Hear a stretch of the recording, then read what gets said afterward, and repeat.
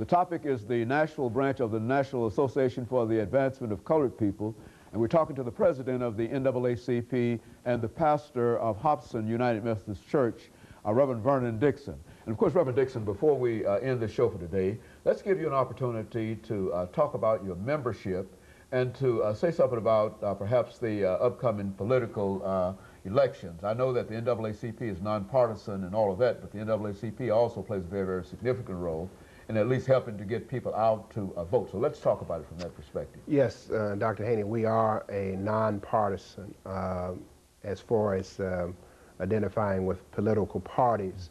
But I would venture to say that there's not an organization in this community that has registered more voters than the NAACP. And it is one of the initiatives that is an ongoing initiative for us in getting people to come by, to getting people registered to vote. We periodically throughout the year go out to various areas and to churches and to shopping centers to register people, but I also want people to know that if they're looking for a place and they don't want to go down to the Howard School building, that they can come by our offices.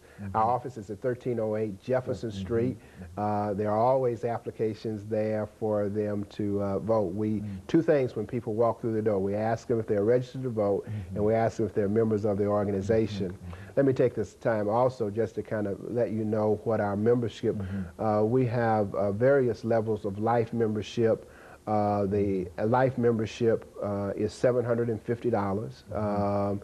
A person can pay that at one time, or they can pay it over a 10-year period of time in installments of $75. Just a regular annual membership is $30 a year, and we also have youth memberships, which are $10, which include the magazine, The Crisis. They can drop by the office, they can call the office, or they can even go online at naacp.org to get a membership application to be able to join.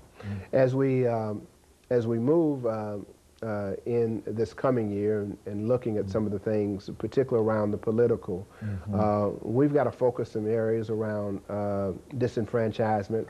We have a large number of African-American, particularly African-American males, who, because of an arrest record, have lost their rights to vote. We've got to find ways to get those individuals back in, because we can make a tremendous impact in the next election. And it is critical. We know from the last election the impact that minority votes had upon that. And so we will be using this coming year to continue those registrations and to continue to get out information. We think it's important for people to, in order to make the right decision, to have the right information. And so we do have a political action committee that will be working over the next year to try to get the information out as it relates to voting. You know, Reverend, one of the things in dealing with elections and voting is that so many of our young people, and of course not only our young people, but so many people believe that their participation in the voting process is not important. Speak to that and tell them how very, very important it is that they participate. It's very important, and it's not only important for them to look at it from a national level, but even on a local level.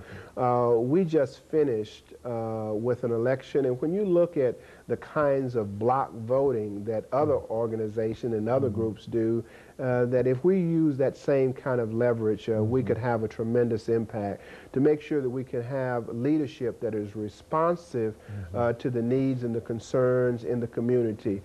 When allocation of dollars start taking place, they base those allocations on where people vote and how it is. So we think that that's very important.